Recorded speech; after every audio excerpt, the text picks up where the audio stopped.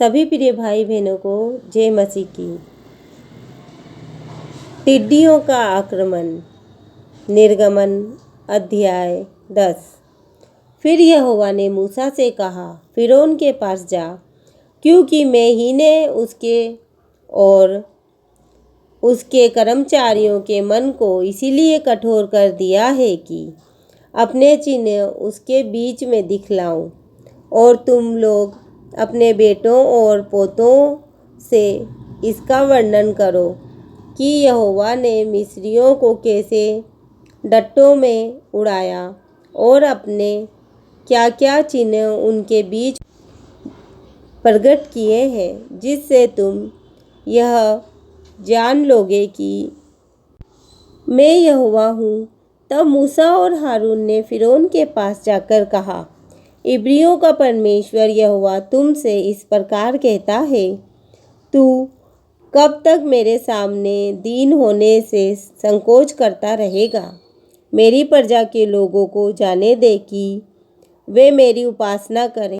यदि तू मेरी प्रजा को जाने ना दे तो सुन, तब मैं तेरे देश में टिड्डियाँ ले आऊँगा और वे धरती को ऐसा छा लेगी कि वह देखना पड़ेगी, और तुम्हारा जो कुछ ओलों से बच रहा है उसको वे चट कर जाएंगी, और तुम्हारे जितने वृक्ष मैदान में लगे हैं उनको भी वे चट कर जाएंगी, और वे तेरे और तेरे सारे कर्मचारियों यहाँ तक कि सारे मिस्रियों के घरों में भर जाएगी।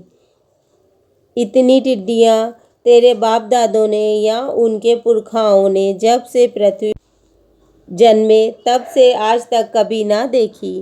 तब वह मुड़कर फिरौन के पास से बाहर चला गया। तब फिरौन के कर्मचारी उससे कहने लगे, वह जन कब तक हमारे लिए फंदा बना रहेगा? उन मनुष्यों को जाने दे कि वे अपने परमेश्वर यहोवा की उपासना करें। क्या तू अब तक नहीं जानता कि सारा मिस्र नष्ट हो गया है? तब मूसा और हारून फिरौन के पास फिर बुलाए गए, और उसने उनसे कहा, चले जाओ, अपने परमेश्वर यहोवा की उपासना करो। परंतु वे जो जाने वाले हैं कौन कौन हैं? मूसा ने कहा, हम तो बेटों बेटियों, भेड़ बकरियों, गाय बैलों समेत वरन बच्चों से बूढ़ों तक सब के सब जाएंगे, क्योंकि हमें यहोवा के लिए पर्व करना है। उसने इस प्रकार उनसे कहा, यहोवा तुम्हारे संग रहे, यदि मैं तुम्हें बच्चों समेत जाने देता हूँ। देखो, तुम्हारे मन में बुराई है। नहीं, ऐसा नहीं होने पाएगा।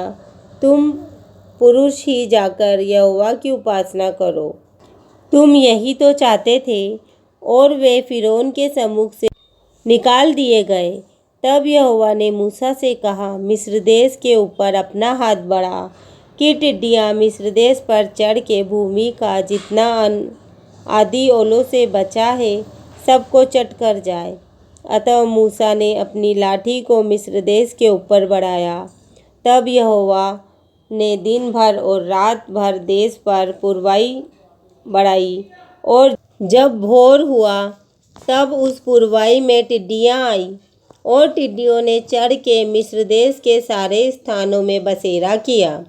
उनका दल बहुत भारी था, वरन ना तो उनसे पहले ऐसी टिड्डियाँ आई थी और ना उनके बाद ऐसी फिर आएंगी।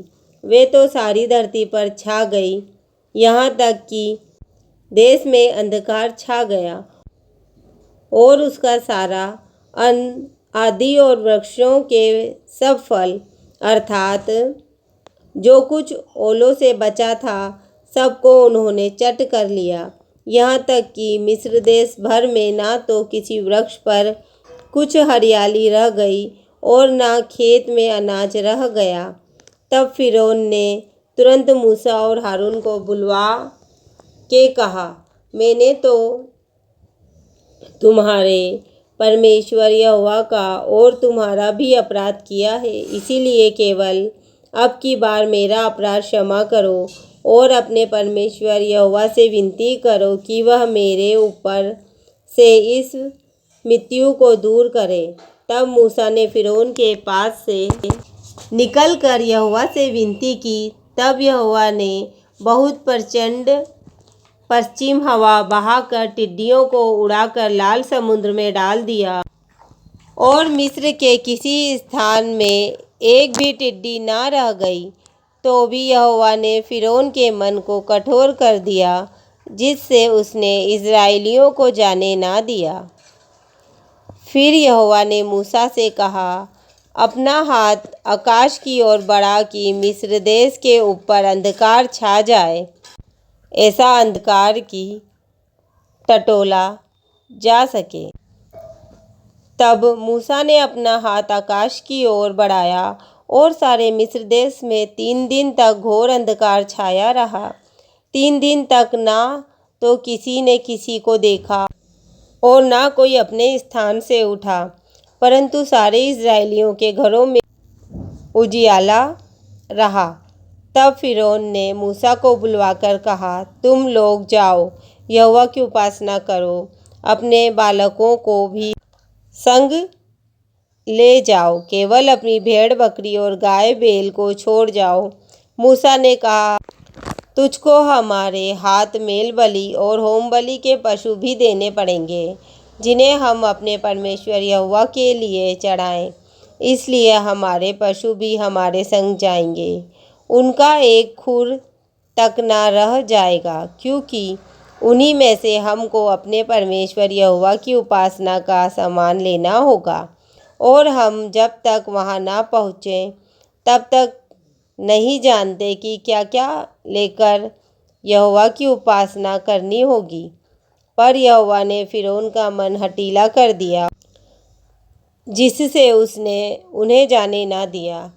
तब फिरौन ने उससे कहा, मेरे सामने से चला जा और सचेत रह, मुझे अपना मुख फिर ना दिखाना, क्योंकि जिस दिन तू मुझे मुँह दिखाए उसी दिन तू मारा जाएगा। मूसा ने कहा, तूने ठीक कहा है, मैं तेरे मुँह को फिर कभी ना देखूँगा।